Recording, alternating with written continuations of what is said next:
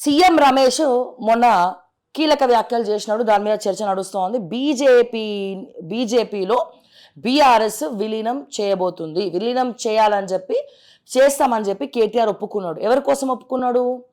తన చెల్లెలైనటువంటి కవితను బయటికి తీసుకురావడం కోసం ఒక మెట్టు దిగి, ఇక్కడ మనం ఉన్నట్టుగా మనం మాట్లాడుకుందాం. ఒక మెట్టు దిగి మేము విలీనం చేస్తాం, కవితకి త్వరగా బయటికి తీసుకురండి అని చెప్పి సీఎం రమేష్ని కేటీఆర్ కోరినట్టు కూడా మనకి తెలుస్తోంది. ఆ విషయం సీఎం రమేషే బయటపెట్టినాడు.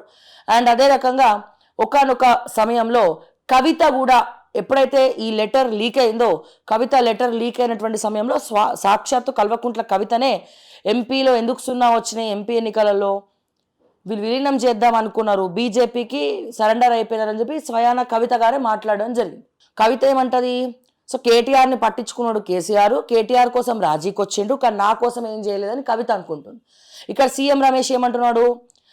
కేటీఆర్ ఢిల్లీకి వచ్చి నా సీసీ కెమెరా ఫుటేజ్లు బయట పెడతా, సో కవిత విషయంలో బయటికి తీసుకురమ్మని చెప్పి నేను అడిగిండు, కావాలంటే బీఆర్ఎస్ను బీజేపీలో విలీనం చేస్తా అంటే బీఆర్ఎస్తో మనకి జరిగేది ఏం లేదు, మొత్తం ఆ పార్టీ కేల్కతం దుకాణం బంద్ అయిపోయిందని మా బీజేపీ పార్టీ హైకమాండ్ చెప్పింది, అందుకే బీఆర్ఎస్ను మేము విలీనం చేసుకోవడానికి ఇష్టం లేదు, అందుకే మేము కూడా కాదని చెప్పేసామని చెప్పి సీఎం రమేష్ మాట్లాడుతున్నాం.